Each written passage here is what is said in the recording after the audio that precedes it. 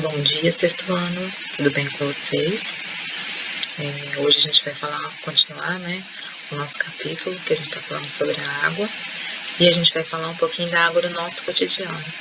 Então é difícil a gente imaginar, né, alguma atividade que a gente faça no dia a dia que a gente não necessite da água, né?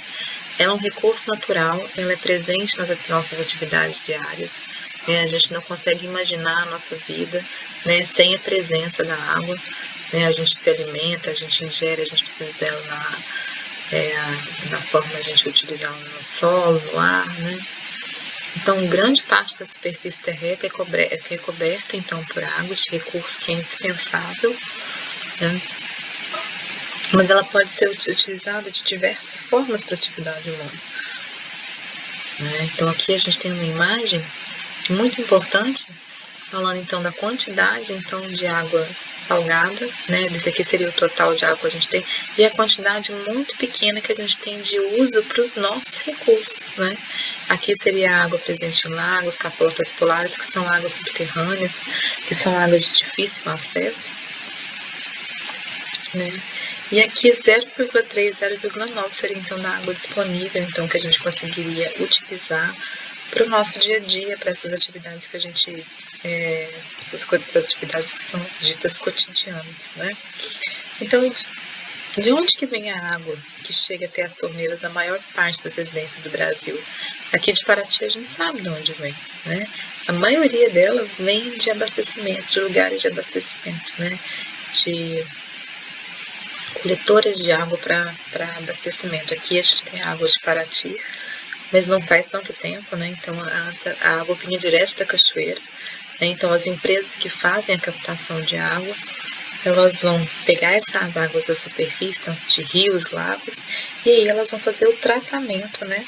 Vão submeter ela a um tratamento para remover materiais, organismos nocivos à saúde, né?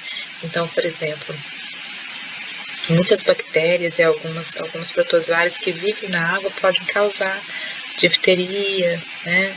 Então é muito importante que haja esse tratamento para que o nosso consumo então seja menos prejudicado. Aqui a gente mostra a imagem de um aquífero, né? E como que esse aquífero é formado. Aqui no Brasil a gente tem um aquífero chamado Aquífero Guarani, que ele pega a região de Brasil, Paraguai, Uruguai e Argentina, né? Ele é muito utilizado para irrigação, né? É rico também para o uso industrial, e muito tempo esse aquífero foi considerado o maior do mundo. No entanto, hoje, né, o aquífero de Alter do Chão, que abrange a região do Pará e do Amazonas, é dito então como o maior, né? Aqui a gente consegue entender como que vai se formando então essas águas subterrâneas, tá? E aí a gente já sabe um pouquinho, né? Eu acho que eu posso até passar essa parte, a gente já foi o ano passado na água de Paraty, a gente viu como é feito o tratamento, né, da água, mas assim, o que a gente precisa entender? O que é água potável, né? E o caminho que ela percorre, né, desde a sua captação até chegar à sua residência.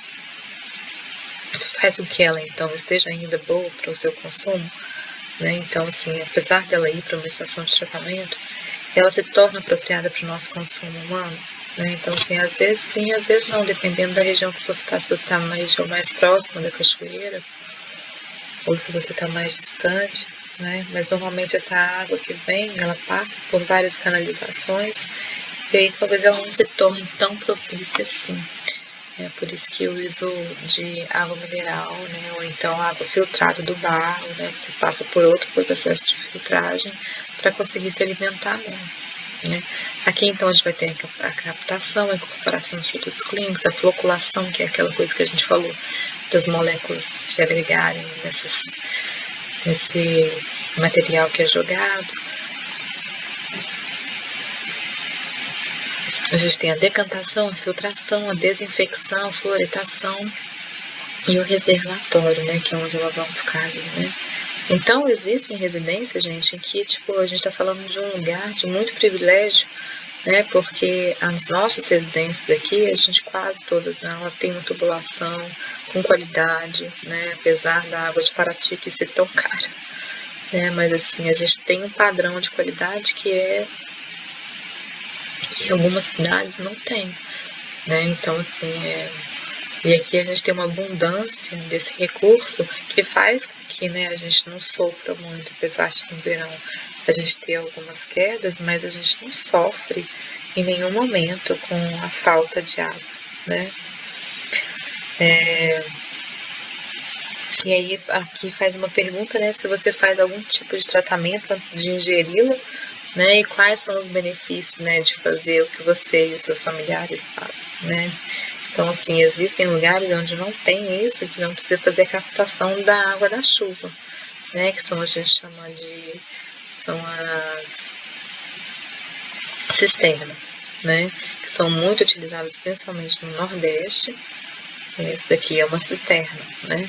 Então ela capta a água da chuva e é ela que consegue abastecer muitas famílias no Nordeste durante a época da seca, né? Então lá tem época que chove muito, chove demais da conta, então ele enche a cisterna, e aí no inverno, né, na época da seca, lá não tem inverno, né, na época da seca ela consegue então alimentar e se abastecer dessa água enquanto não volta a chuva, né?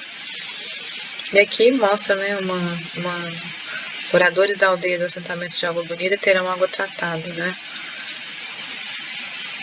Então, a água tratada ela é dada como um direito universal, né, fundamental, mas são muito poucos, né?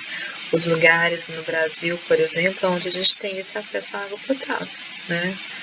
Então, existem várias doenças que são adquiridas exatamente se ingerindo águas que não são tratadas, como a cólera, né, a difteria. E aí, a gente vai falar um pouquinho sobre a questão da poluição, né? O que você acha que esses resíduos eles chegaram ao rio? Ele representa, então, nessa imagem. Então, você acha que esse rio ele representa condições adequadas para os seres vivos? Aí a gente vai entrar numa questão muito delicada, né, gente? A gente vai começar a falar sobre a situação das águas que a gente mantém hoje, né? Isso aqui é um rio poluído na cidade de Manaus em 2014, né? E aí as atividades humanas, né, elas vêm passando por um processo de degradação muito grande, né? Na verdade, a palavra poluição, degradação da qualidade ambiental resultante das atividades direta ou indiretamente que prejudiquem a saúde, a segurança e o bem-estar da população. Então, no próximo capítulo, a gente vai começar a discutir um pouco isso, mas hoje nós vamos ficar por aqui e vamos colocar alguns videozinhos e algumas discussões lá no chat, tá bom? Um abraço, pessoal!